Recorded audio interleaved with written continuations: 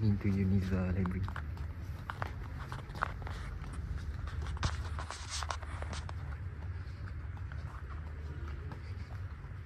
Aku takut tu.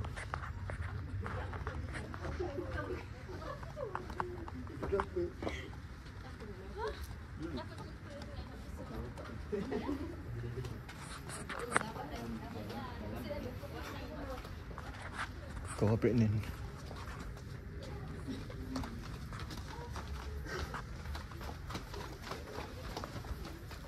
Kita tak habis lagi. Aku tengok pula. Aku bosan coy.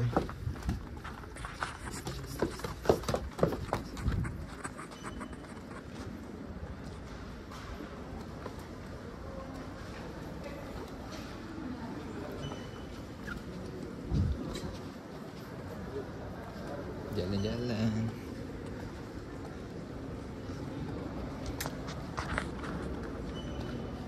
Aku tak tahu macam mana orang boleh berani makan.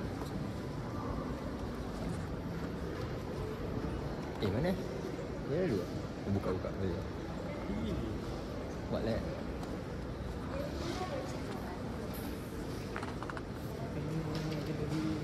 Ya, gallery.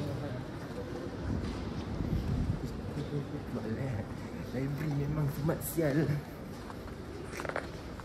Ni short blog yang aku akan. Mana semua manuskrip? Oh, dah ada. Gelap. Kalau tak buka ni tenang ya. Buka-buka.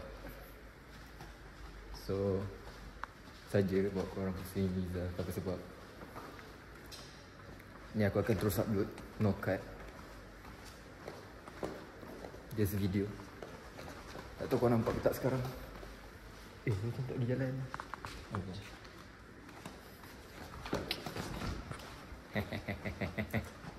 Kau dia barang kita orang kat dalam kelas. Tuan penting. Tak penting pun.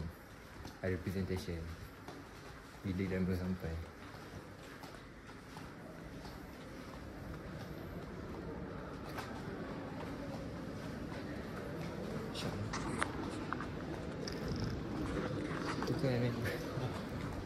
Macam cakap dia belakang kau. Mana?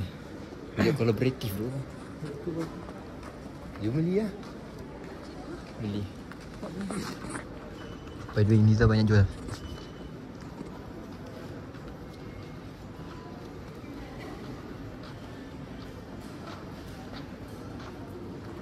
Aku tak tahu kenapa suddenly Niza banyak jual barang. Ni dalam library.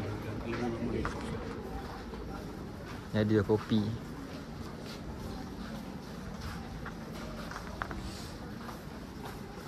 Macam baju stam aku tu. Macam baju senam aerobik aku. Lek. Dia tak kenal aku. Aku EMT. Tak jalan ni. Mana sekarang lagi? Aku tak boleh nanti. Kos. Ni lah. Kelas baru. Tak lewat lagi. Tak boleh coklat tu.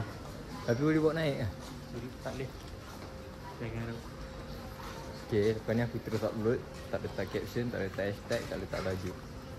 Tak tajuk letak. Tajuk no tajuk. Salah. Library Uniza. Tu je lah. Ciao.